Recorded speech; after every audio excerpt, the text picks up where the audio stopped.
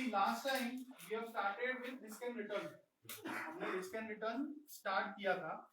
उसमें मेनली एक तो शुरुआत में सिंपल टॉपिक था कि कैपिटल गेन या लॉस कैसे गिने. तो जो आपका सेलिंग प्राइस है उसको कैरिंग वैल्यू से कंपेयर करने का. कैरिंग वैल्यू मतलब वाईटीएम वही का वही रखने का. You find out the current value. तो दैट वाज इजी. फिर जो मेन कंसेप्चुअल डिस्कशन था वो ये था कि रिस्क दो टाइप के हैं, price risk and reinvestment risk, right. और they act in opposite directions. अगर रेट बढ़ जाते हैं तो प्राइस रिस्क के हिसाब से लॉस होगा क्योंकि भाव घट जाएंगे, लेकिन रीइन्वेस्टमेंट में फायदा होगा क्योंकि you are able to reinvest at a higher rate, right. Similarly rate घटेंगे तो प्राइस रिस्क में फायदा, रीइन्वेस्टमेंट रिस्क में नुकसान, right. And importantly we said कि अगर शॉर्ट टर्म होराइजन है, अगर शॉर्ट टर्म होराइजन है तो price risk is more important, और अगर लॉन्ग टर्म होराइजन है तो reinvestment risk is more important. तो अभी हम जो शुरू कर रहे हैं अभी वो ये है कि एक्चुअल रेट कैसे कैलकुलेट करने का, रेट ऑफ रिटर्न, जो रियलाइज रिटर्न है वो कैलकुलेट कैसे करते हैं, राइट. तो उसका एग्जांपल देखें. जो LOS 50, 58B और C है वहां पे चले जाओ. गो टू LOS 58BC, उसका एग्जांपल पढ़ने लगो.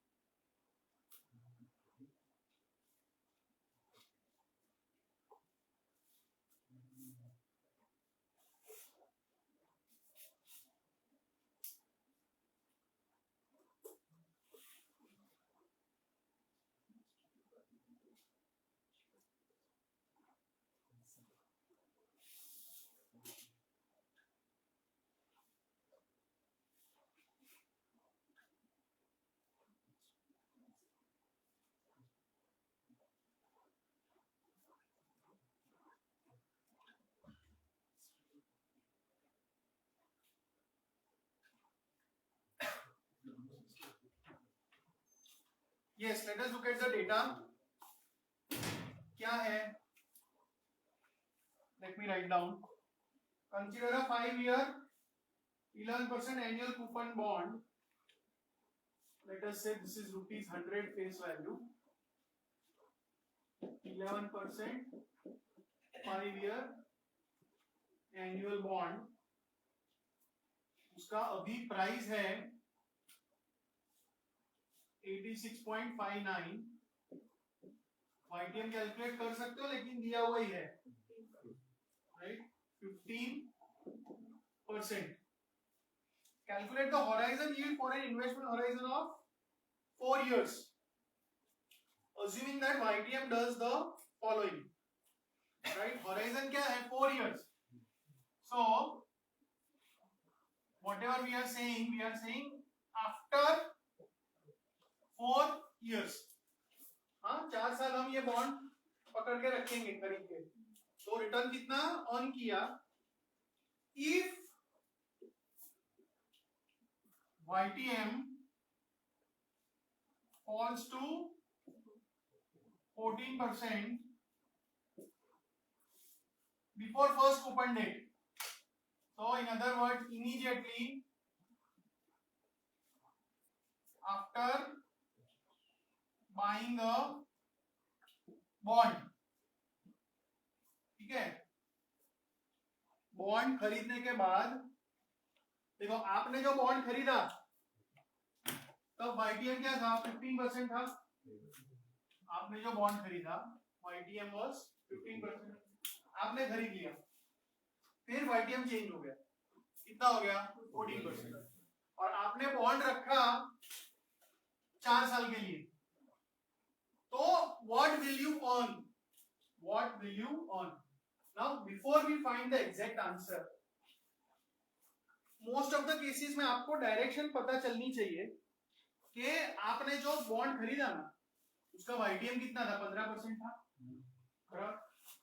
तो एटलीस्ट 15% से कम अर्न करेंगे कि ज्यादा अर्न करेंगे, वो मोस्ट ऑफ द केसेस में आपको पता चल जाना चाहिए। कैसे? देखो बॉन्ड कितने साल का है 5 साल का है, होल्डिंग कितना है 4 साल, so it's very close to maturity, तो safely I can assume this is long term। अगर 5 साल में से 4 साल होल्डिंग पीरियड है तो मैं ऐसा बोल सकता हूँ लॉन्ग टर्म है, राइट? अगर लॉन्ग टर्म है 4 years hence long term, long term में डोमिनेट कौन करता है, reinvestment risk is important, right? और रीइन्वेस्टमेंट रिस्क के हिसाब से अगर देखो तो रेट 15 से 14 हो गया, रेट घटा, तो अगर रीइन्वेस्टमेंट रिस्क इंपॉर्टेंट है, रेट घट रहा है तो लॉस होगा, राइट? इसका मतलब कि आपका जो YTM है ना 15%, उसके मुकाबले आपका रिटर्न कम ही आएगा। Your return you will find out, but that answer should be less than 15%। Please keep this in mind. समझ में आ रहा है ये डायरेक्ट, क्योंकि कई बार तो CFA के एग्जाम में जो क्वेश्चन होंगे ना ये ही टेस्ट कर रहे होंगे कि बच्चे को ये आता है, अगर ये आता है तो ऑप्शन ऐसे होंगे कैलकुलेट करना भी नहीं पड़ेगा, एक ही ऑप्शन ऐसा होगा जो 15 से कम होगा। Okay, so let us now calculate के हम 5 साल का बॉन्ड है, 4 साल होल्ड किया, so let us find out selling price. Selling price के लिए ये जो बॉन्ड है ना वो क्या बॉन्ड हो गया, ₹100, 11%, 1 ईयर, एनुअल बॉन्ड हुआ, 5 साल का था 4 साल चले गए, अभी 1 साल का बॉन्ड हुआ, बराबर 100 का 11%, 11 PMT, 100 रुपया FV, 1 N, राइट? और IY में क्या डालोगे, अभी क्या रेट चल रहा है 14 IY, so what is PV 97.37, बराबर 97.37 आपका बेचने का भाव आया। यहां तक ओके? ऑनलाइन समझ में आ रहा है? ओके, तो ये एक चीज हो गया कि आप जब बेचोगे बॉन्ड तो you will be able to sell at 97.37 after 4 years। तो हम एंड 1 કેમ લીધું? 4 વર્ષ પછી बॉन्ड 1 વર્ષ सुन रहे हो ना? अच्छा, अभी आपने जो 4 साल होल्ड किया, तो क्या हो रहा था, 100 का 11%, 11 रुपए कूपन आ रहे थे, सो यू आर गेटिंग 11 11 11 11, 4 बार कूपन आए, और कूपन आप रखोगे नहीं, कूपन आप रीइन्वेस्ट करोगे। पहला जो कूपन है it will be reinvestment for 3 years, दूसरा कूपन फॉर 2 years, तीसरा कूपन फॉर 1 year, तो सब मिला के करना पड़ेगा ना कि 4 कूपन और उसके ऊपर का ब्याज वो कितना होगा, तो कैलकुलेटर में कैसे करेंगे, we will say 11 PMT 4 N, कौन से रेट पे इन्वेस्ट होगा 14 IY। फ्यूचर वैल्यू ढूंढने का है, प्रेजेंट वैल्यू का जरूरत नहीं है, तो 0 टीवी, कंप्यूट एफवी 54.13. 54.1 આમાં તો કઈ પીવી છે જ નહીં ને, ખાલી 11 11 11 છે, દર વર્ષે હવે એનું જ કરવાનું, ખાલી કૂપન્સ નું. समझ में आ रहा है? यस और नो? तो 11 11 11 कूपन और उसके ऊपर का ब्याज, वो 4 साल में कितना हुआ? 54.13. So at end of 4 years आपका टोटल क्या हुआ? आप बेचोगे बॉन्ड 97.37 पे और ये 54.13 मिला है, राइट? तो 151.5 हुआ आफ्टर 4 years. कुल मिला के आपको क्या मिल रहा है?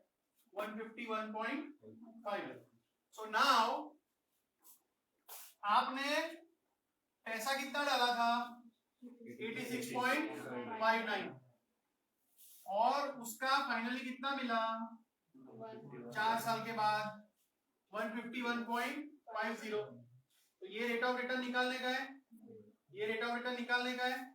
कैसे निकालोगे? 151.5 एफवी डालोगे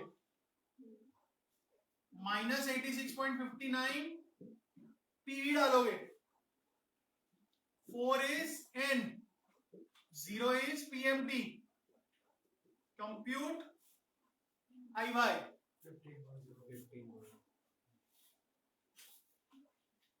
15.01. कितना? 15.01. 15.01.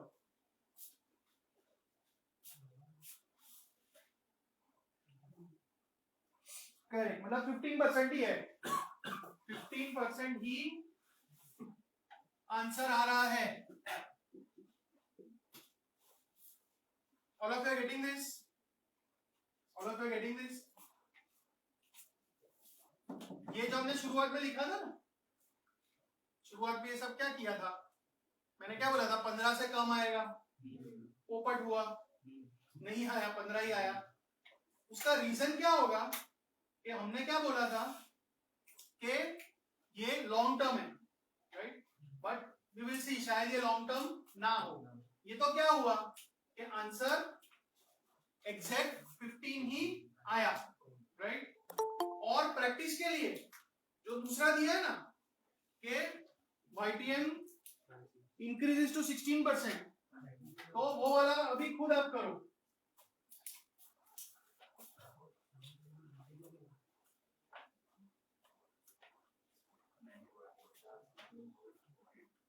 वो वाला खुद करो एक बार. जब 16% हो रहा है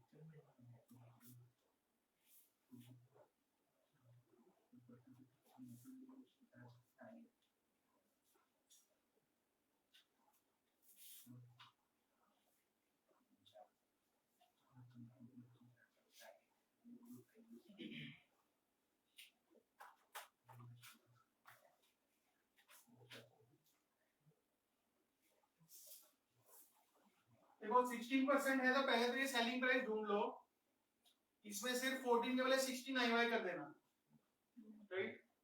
तो क्या आ रहा है बॉस? 95.69 और फिर इसमें अगेन IY 14 के बजाय 16 कर देना.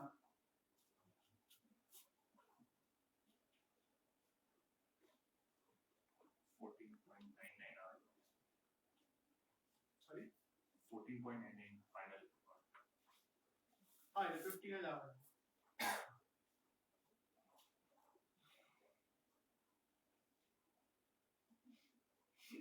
ये क्या आ रहा है? कूपन और उसके ऊपर का ब्याज 55.73. 55.73,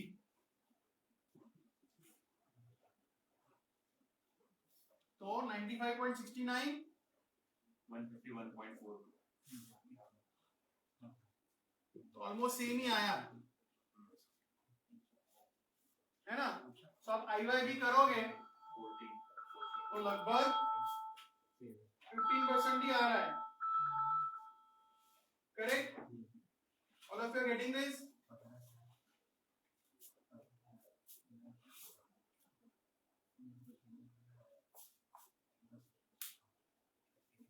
आराम से कर लो। તો સર એટલે ફર્સ્ટ કેલ્ક્યુલેશન બોન્ડ વેચીએ ત્યારે શું પ્રાઇસ છે અને સેકન્ડ વાળી રીઇન્વેસ્ટ કરીએ તો એ ખાલી સ્પેસિફિક કૂપન સ્પેસિફિક કૂપન એનું કૂપન વ્યાજ. પ્રાઇસ છે. ઉપર એનું વ્યાજ મળીને કેટલા ભેગા થયા?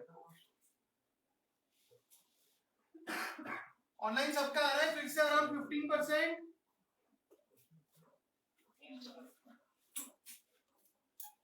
ठीक है, तो ये तो कहने का मतलब क्या हुआ कि आपने बॉन्ड खरीदा था 5 साल का, आपने 4 साल रखा, तो चाहे रेट ऊपर गया या नीचे गया, आपको रिटर्न मिल रहा है एग्जैक्ट आईटीएम जितना, राइट।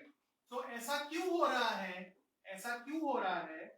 क्योंकि हमने जो सीखा था कि अगर आप बॉन्ड होल्ड करते हो लॉन्ग टर्म के लिए तो प्राइस रिस्क ज्यादा और रीइन्वेस्टमेंट रिस्क ज्यादा इंपॉर्टेंट है। शॉर्ट टर्म के लिए तो प्राइस रिस्क ज्यादा इंपॉर्टेंट है। बट ऐसा भी एक टाइम होता है कि जिसमें it is neither short term nor long term.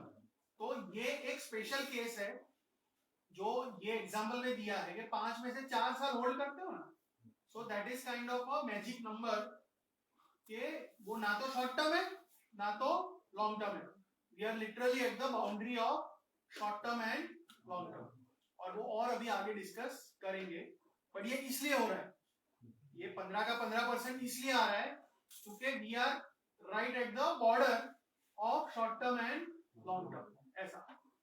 But वो 15 है, 15 से ज्यादा कम व्हाटएवर, बट ये कैलकुलेट करना हमें आना चाहिए, right. So in our book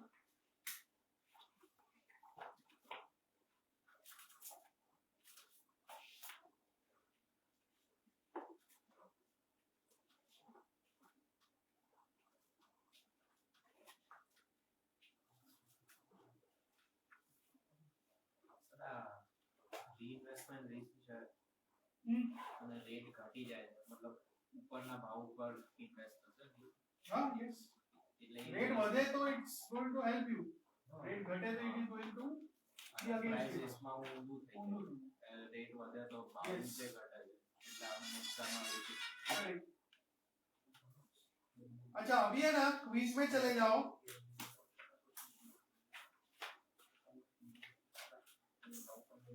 quiz में 2, 3 और 4 करो।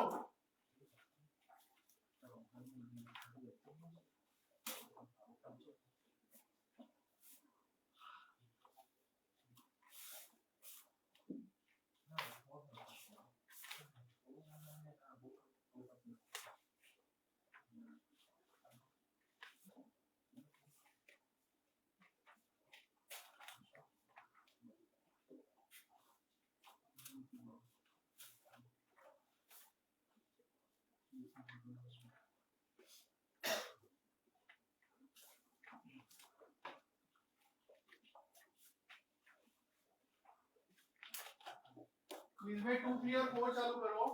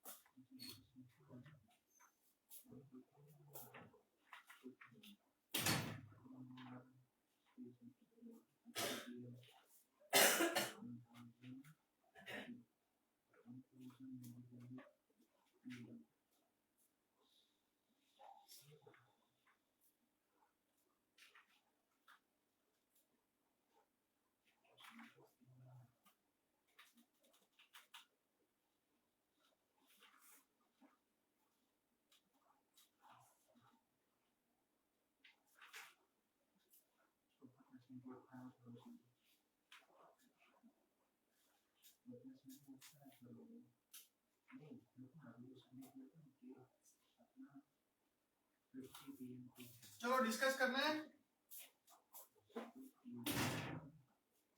नहीं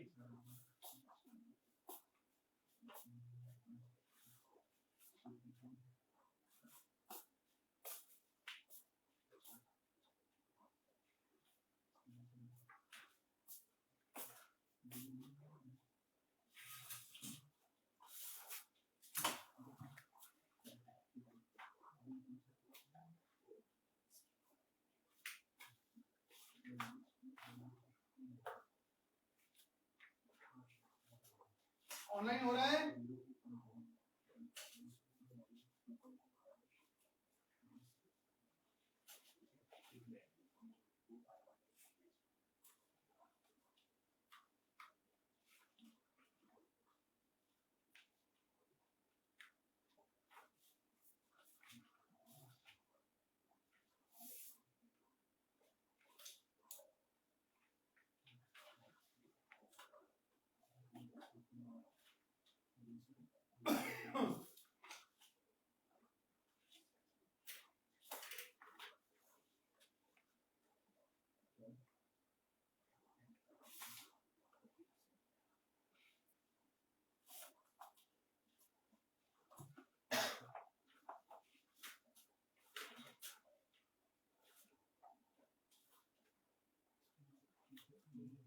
सेकंड क्वेश्चन जो है, हाँ सेकंड क्वेश्चन जो है उसमें 10 साल का बॉन्ड और होल्डिंग पीरियड 10 साल है, तो नो प्रॉब्लम, लॉन्ग टर्म ही हुआ। लॉन्ग टर्म हुआ मतलब री investment risk is more important, बराबर। इसने लिया 6% वाईटीएम पे और फिर वाईटीएम डिक्रीज हो गया, तो रेट डिक्रीज हो जाए तो री इन्वेस्टमेंट रिस्क में बुरा होता है, तो we are going to earn less than 6%। We are going to earn less than 6%. So option A, ठीक है। अच्छा, ये जो पूछा है, assuming Cooper interest is reinvested bonds YTM, what is the interest portion of an 18-year 1000 par 5% annual coupon bond if it is purchased at par and held to maturity? तो आपका जो बॉन्ड है उसका कूपन 5% है और purchase at par लिखा है, that means YTM भी 5%, मतलब जो सारे कूपन्स है वो 5% पे इन्वेस्ट होंगे, राइट। तो आपको क्या करने का है कि आपके कूपन है वो 5 आते रहेंगे, सॉरी फाइन 50 1000 का 5% 50 आता रहेगा, तो 50 TMT 18 बार, तो 18N 5IY, PV कुछ नहीं, FV फाइंड करो, फ्यूचर वैल्यू कितना आ रहा है 1406, पक्का आ रहा है, ठीक है। So this is your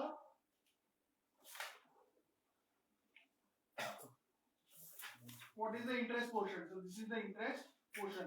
ये थोड़ा confusing wording है, right? Because this is actually coupons plus interest, isn't it? This is coupon plus interest. So wording should have been better. कि only the reinvestment income पूछा है या सब कुछ मिला के coupons plus interest. This is actually coupon plus interest for our understanding. ठीक है? फिर 4,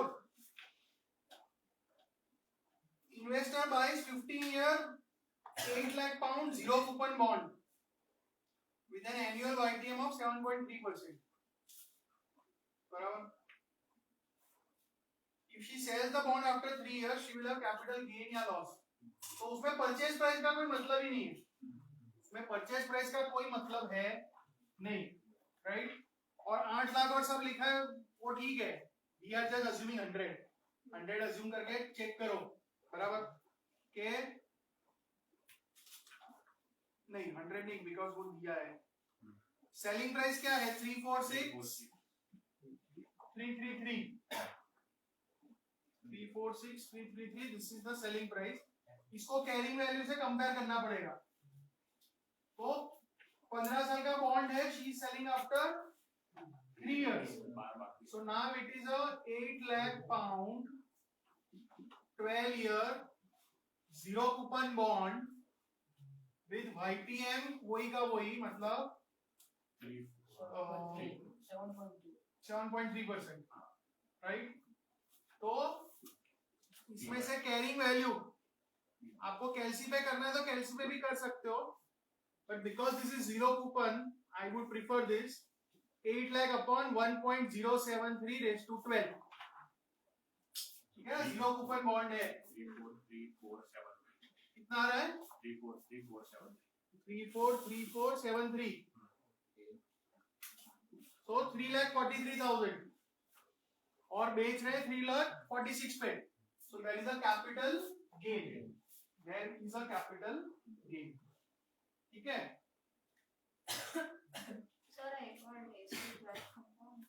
बात 12 वर्ष बाकी है ना, अपनी सादी फॉर्मूला ना होए कि present value is equal to future value upon 1 + r/100 raise to n, तो હવે આ 12 વર્ષ બાકી છે ને બોન્ડ ના, એટલે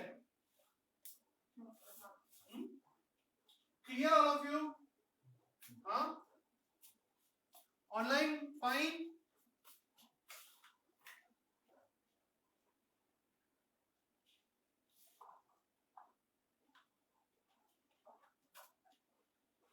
ऑनलाइन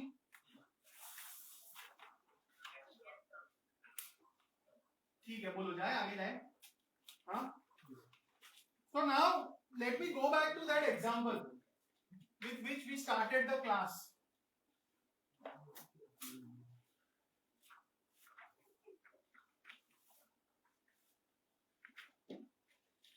वो जो एग्जाम्पल नहीं था शुरुआत में हमने किया, वो बॉन्ड का क्या डिटेल्स था? 5 year 11% coupon, ₹100 5 year 11% annual bond था, और YTM क्या था 15%, बराबर? और उन्होंने लिखा था कि it is sold after 4 years, है ना? तो मुझे लगा था 4 साल इज लॉन्ग टर्म, बट फिर ऐसा कुछ हुआ नहीं था, right? So again let us go back to this question and say कि 4 साल 4 years वो लॉन्ग टर्म गिनूं कि short term गिनूं?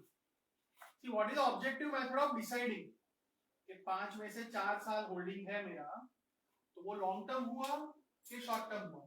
We need a concrete measure, we need a quantitative measure. तो वो कैलकुलेट करने के लिए there is the concept of Macaulay duration, right. Macaulay duration decide करेगा कि आपका होल्डिंग पीरियड लॉन्ग है या शॉर्ट है. वेरी रफली speaking, Macaulay duration means in how much time is investment returned by the bond. ऐसा समझो आप कि मैक्यूले ड्यूरेशन मतलब कितने टाइम में अपना पैसा वापस आ जाएगा. बराबर. अगर 5 साल का जीरो कूपन बॉन्ड है, अगर 5 साल का जीरो कूपन बॉन्ड है, तो पैसा सारा पैसा कब वापस आता है? 5 साल के बाद. तो मैक्यूले ड्यूरेशन भी 5 years if it is a zero coupon bond. But this is not a zero coupon bond. This is not a zero coupon bond. इसमें 11 रुपए, this is the cash flow, this is time. 11 रुपए 1 साल बाद आ रहा है, फिर again 11 रुपए 2 साल बाद आ रहा है, फिर 11 रुपए 3 साल बाद आ रहा है, फिर 11 रुपए 4 साल बाद आ रहा है, और लास्ट में 111 रुपए आ रहा है 5 साल के बाद. So you are getting money after 1, 2, 3, 4, 5 years. तो कितने टाइम में पैसा वापस आया? थोड़ा 1 साल के बाद आया, थोड़ा 2 साल के बाद, थोड़ा 3 साल के बाद, थोड़ा 4, थोड़ा 5. तो ओवरऑल कुछ टाइप का एवरेज लेना पड़ेगा, कुछ टाइप का एवरेज लेना पड़ेगा. अब एवरेज लेंगे तो 1, 2, 3, 4 और 5 सबसे ज्यादा इंपॉर्टेंस किसको देना चाहिए? वाई. सबसे ज्यादा पैसा 5 साल पे आता है, तो definitely we should give weightage to amount of cash flow. But then पैसा जितना जल्दी आए उतना भी अच्छा है ना. टाइम वैल्यू ऑफ मनी भी कुछ होता है. तो हम लोग क्या करेंगे कि कैश फ्लो तो बराबर, लेकिन उसका प्रेजेंट वैल्यू निकालेंगे.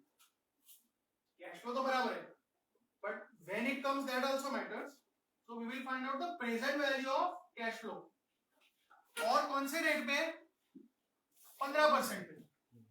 सो 11 रुपए 1 साल बाद आ रहा है, तो ये डिवाइड बाय 1.15 रेस टू 1. तो करो 11 डिवाइड बाय 1.15 कितना आ रहा है? 9.565. सो 9.57. ये 11 डिवाइड बाय 1.15 स्क्वायर 8.318. ये 3 साल वाला 9.233. कितना? 7.233. 23 फिर 6.29.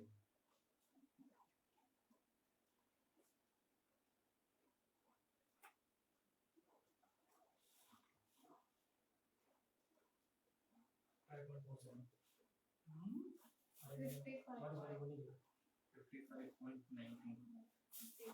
55.19 बराबर.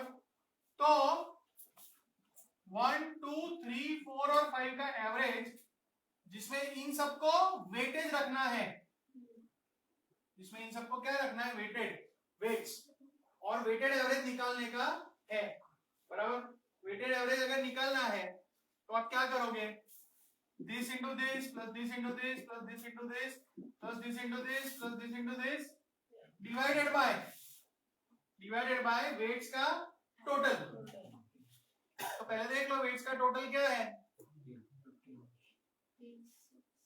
80. वो दिया ही था वो सम में 86.59. See, sum of this is just the price of the bond. 86.59. तो अभी ये करो 1 into this 2 into this, वो सब जो टोटल आए डिवाइडेड बाय 86.59.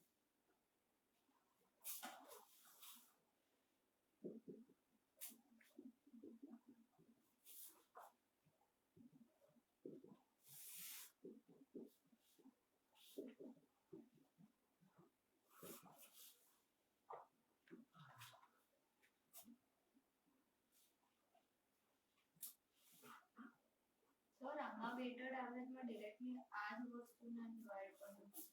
ये भी ख्याल है, ये पहला वेटेज फाइंड करेगा परसेंटेज डेसिमल में एक एक कर सकते એટલે આ સેમ જ આવે. सेम है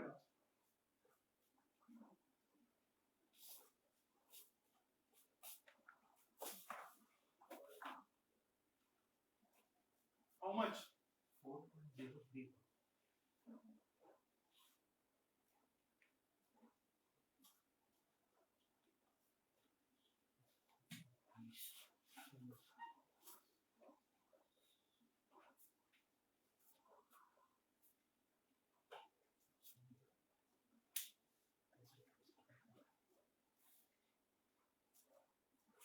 ऑनलाइन आंसर आ रहा है किसी का?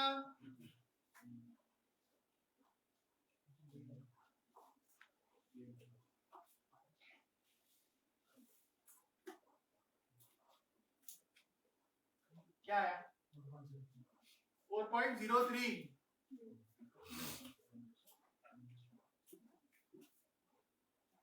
एंड इसका यूनिट वही है यस.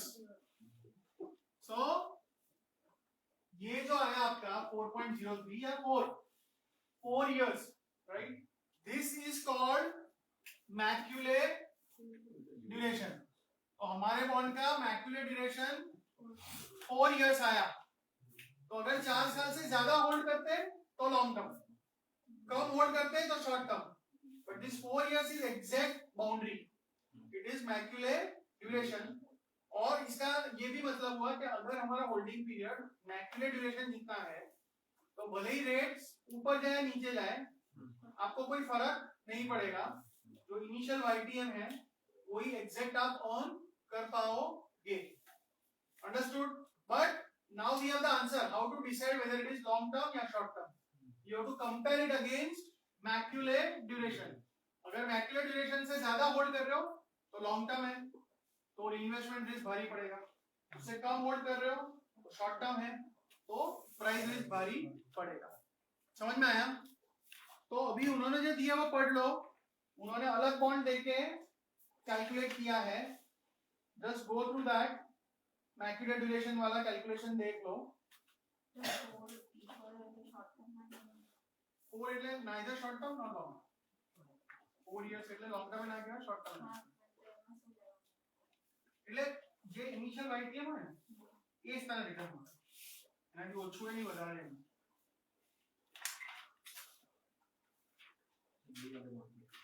हैं? अच्छा इसी पे किया, ठीक है भाई इसी पे किया, देख लो.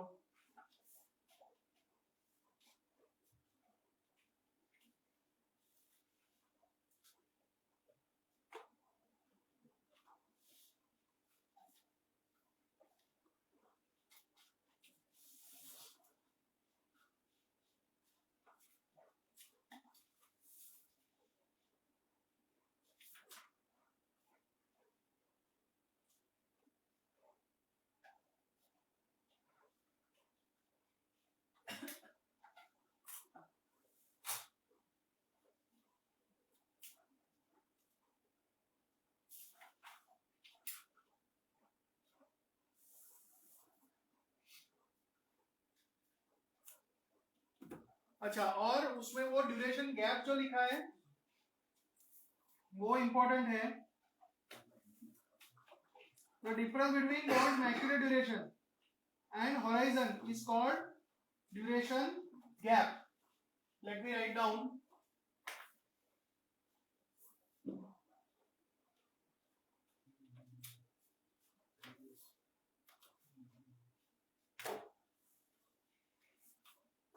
क्या है? Duration gap is equal to horizon minus duration है कि duration minus horizon? Macaulay duration minus horizon. Macaulay duration minus horizon, right? तो अगर ड्यूरेशन गैप पॉजिटिव है दैट मींस होराइजन कम है, होराइजन इज शॉर्ट टर्म. और अगर नेगेटिव है, राइट, दैट मींस मैक्यूलर से होराइजन बड़ा है, सो होराइजन इज लॉन्ग टर्म. उसके बाद की कहानी तो आएगी. और अगर शॉर्ट टर्म है तो प्राइस रिस्क ये वो बट कभी क्वेश्चन इस तरह से पूछे पॉजिटिव या नेगेटिव ड्यूरेशन गैप, तो हमें इंटरप्रेट करना आना चाहिए, बराबर। और उसके पहले वाला जो पैराग्राफ है ना वो भी अच्छा है कि अगर आपका सेमी एनुअल बॉन्ड है, अगर आपका सेमी एनुअल बॉन्ड है तो आपको 6-6 महीने के पीरियड्स गिनने पड़ेंगे और वो एडजस्टमेंट करना पड़ेगा। The macular duration of a semi-annual pay bond can be calculated in the same way as a weighted average of the number of semi-annual periods, right? Until the cash flows are to be received. In this case, result is the number of semi-annual periods rather than years. To express this in annualized terms, divide the number of semi-annual periods by 2. तो quiz में ये question है, वो try करो। Question 6.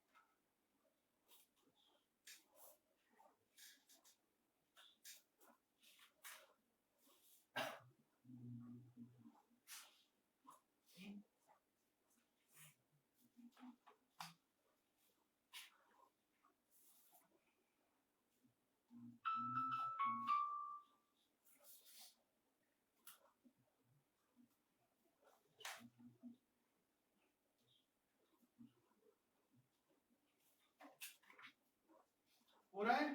5% model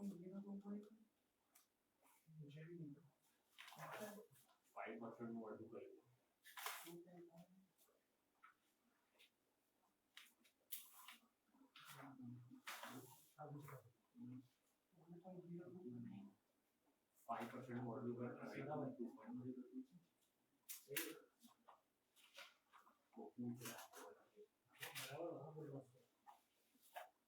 जवाब दे रहा हूँ उसको। वो कैसे बनाऊं? कैसे है ना बेटा? 5 को आधा कर दिया, डिवाइड बाय 100 प्लस 1।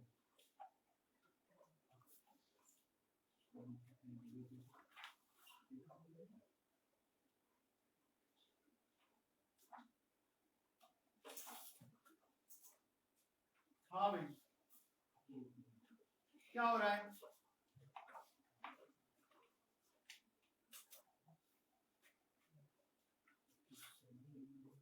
देखो सबसे पहले तो मेरी बात समझो, बॉन्ड कितने साल का है?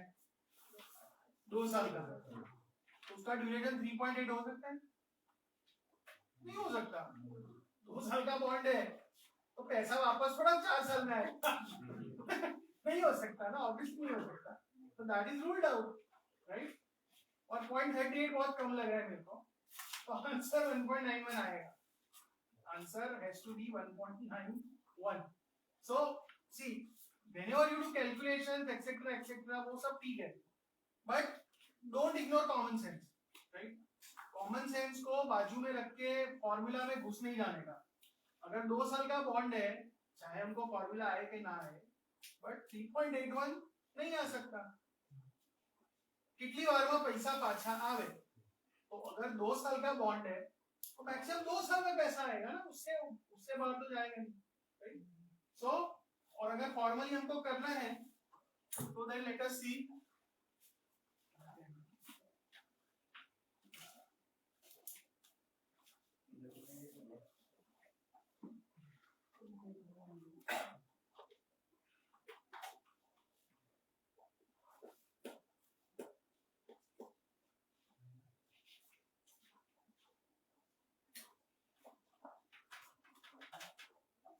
So let us say rupees 100, 7%,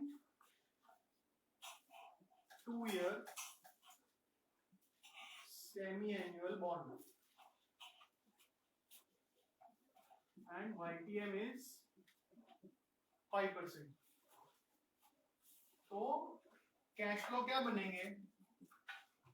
3.5, 3.5, 3.5, 10, 3.5, okay? और टाइम में क्या गिनने का? 6 महीने की साइकिल, मतलब एक पहली साइकिल, पहला 6 महीना, दूसरा 6 महीना, तीसरा, चौथा, समझ में आ रहा है? ऐसा। और फिर कैश फ्लो का प्रेजेंट वैल्यू, मतलब 3.5, लेकिन 5% नहीं, 2.5% upon 1.025:1, 3.5 upon 1.025 square, 3.5 upon 1.025:3, and 103.5 upon 1.025:4, और फिर इसका टोटल कर लेना, बराबर? This into this, this into this, this into this, this into this, divided by present value का टोटल, मतलब प्राइस। तो जो आंसर आएगा ना वो 3.8 होगा। बट आपको ये सेमी एनुअल था, इसलिए डिवाइड बाय 2 करना पड़ेगा। सी लॉजिक समझो, जब 1 साल हुआ, तो यहाँ पे क्या लिखा है? 2 लिखा है। 2 साल लिखा, 2 साल पे यहाँ पे क्या लिखा है? 4 है, तो सब डबल हो रहा है, तो लास्ट में हमको एडजस्ट करना पड़ेगा, right? So that is the logic, okay? Online fine.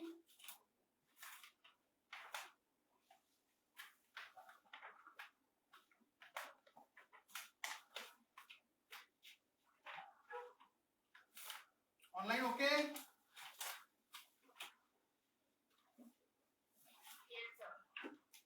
ठीक है।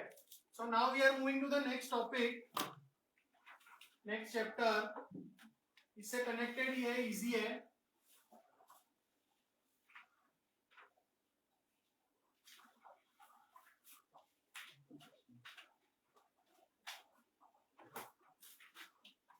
मैं वीडियो चेंज कर रहा हूं।